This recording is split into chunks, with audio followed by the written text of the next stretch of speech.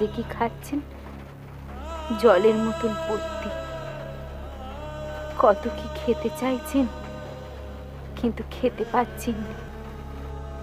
ভালো করে আগের মতন কথাও বলতে পারছেন না।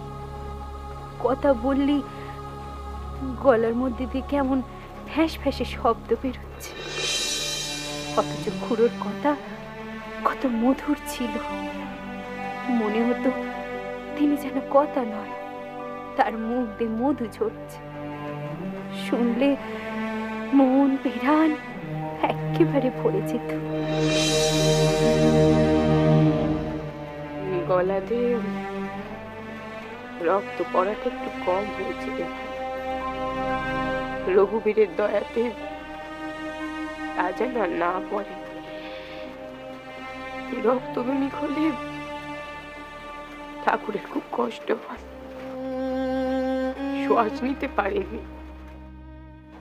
আগে যখন খুড়ো দক্ষিণেশ্বরে থাকতেন তখন দেখেছি খুড়োর কাছে কেউ এলে আমার খুড়ো তারে ওই কালীঘরে পেশার দিতে অতিথিরে সর্বদা নারায়ণ জ্ঞান করেছে, এখনো করে। তাই তো গিরিশ বাবুরে গরম গরম কচুরি খাওয়াবেন বলে লাটুরে সে সজ্জা বরানগরে পাল্টে দিলেন।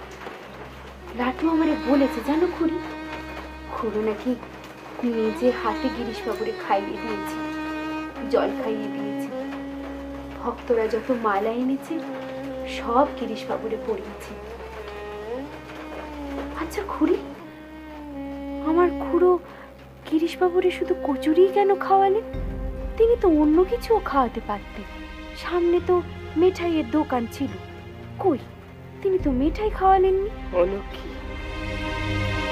তোর খুড়ো যে কচুরি খেতে খুব ভালোবাসতেন রে মা, এই দক্ষিণেশ্বরে থাকতে তিনি পেরায়শই ওই আলমবাজারের দোকান দিয়ে কাউরে দিয়ে কচুরি আনিয়ে নিজে খেতেন। আমার ভাগ্য দোষে ভগবান তেনার খাওয়ার শক্তিটুকু কেড়ে নিয়েছে, কিন্তু মনের স্বাদটুকু কেড়ে নিতে পারিনি রে মা। মানে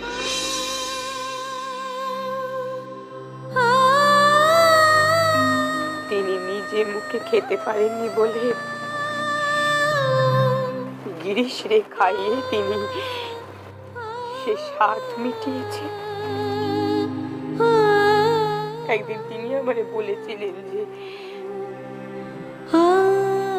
আমি শত মুখে খাবো,